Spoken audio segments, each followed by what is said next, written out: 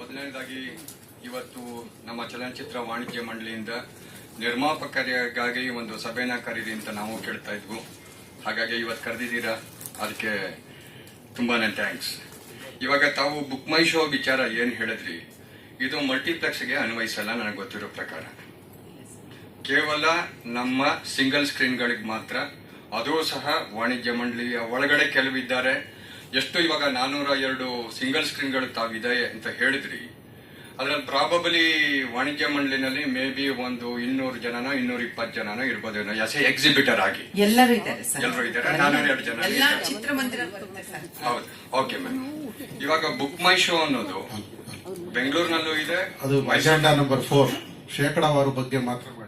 Agenda number 4 ಇದೇ ವಿಚಾರಕ್ಕೆ 2 ನಿಮಿಷದಲ್ಲಿ ಮುಗಿಸ್ಬಿಡ್ತೀನಿ. ನಾನು ಶೇಕಡಾವಾರಿಗೆ ಬರ್ತಾ ಇಲ್ಲ.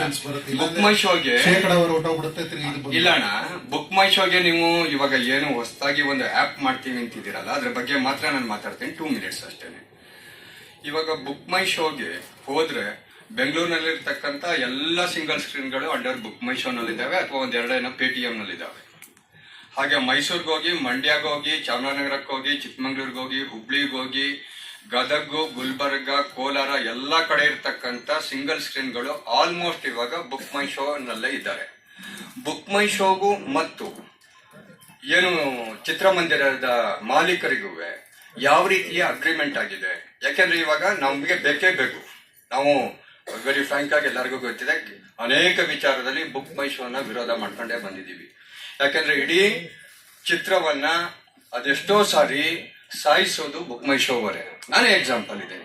9.5 ಇದ್ದಿದ್ದಂತ ಮಂಜುಳಾ ನಿಮಗೆ ಗೊತ್ತು, ನನ್ನ ಸಿನಿಮಾ 9.5 ಇದ್ದಿದ್ದು ಶುಕ್ರವಾರ ಬಿಡುಗಡೆಯಾಗಿ ಶನಿವಾರಕ್ಕೆ ಭಾನುವಾರ 4:15 ಶೋವರೆಗೂ 9.5 ಇದೆ. ಇದ್ದಕ್ಕಿದ್ದಂಗೆ 4.5 ಬಂತು. ಹೆಂಗಾಯ್ತು? ಆಮೇಲೆ ಅದನ್ನ ಸರಿ ಮಾಡಕ್ಕೆ 2 ದಿನ ತಗೊಳ್ತೀವಿ. ಆ ಜನಗಳಿಗೆ 30,000 40,000 ಕೊಡ್ತೀವಿ. ಅವರೇ ರೇಟಿಂಗ್ ಹೆಚ್ಚು ಮಾಡ್ತಾರೆ, ಅಲ್ಲಿವರೆಗೆ ಬಿದ್ದೋಗಿರತ್ತೆ. ಇದು ನಿಜವಾದ ಕಾರಣ, ನನಗೂ ಆಗಿದೆ.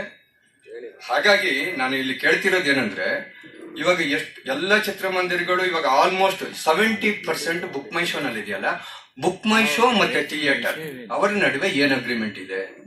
ಇವಾಗ ಸಿಂಗಲ್ ಸ್ಕ್ರೀನ್ ಅವರು ಇಲ್ಲೇ ಇದ್ದಾರೆ, ನಮ್ಮ ಮಾಜಿ ಅಧ್ಯಕ್ಷರು, ಅವರನ್ನೇ ಕೇಳ್ಬೋದು. ನನಗೆ ಗೊತ್ತಿಲ್ಲ.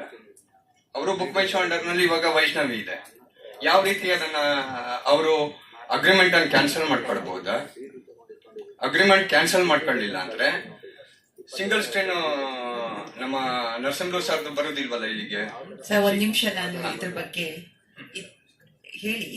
ಹೇಳ್ಬಿಡ್ತೀನಿ ಸರ್. ಇದರಲ್ಲಿ ತುಂಬಾ ಚರ್ಚೆ ಮಾಡುವಂಥದ್ದಲ್ಲ.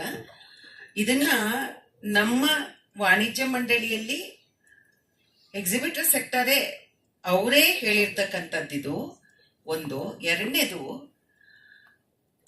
ಚಿತ್ರಮಂದಿರಗಳಿಗೆ ಆನ್ಲೈನ್ ಮುಖಾಂತರ ಆಗ್ಬೇಕು ಅನ್ನೋದು ನಮ್ಮೆಲ್ಲರ ಅದು ಟ್ರಾನ್ಸ್ಪರೆನ್ಸಿ ಆಗಿರಬೇಕು ಅನ್ನೋ ದೃಷ್ಟಿಯಿಂದ ಮಾಡಿರ್ತಕ್ಕಂಥದ್ದು.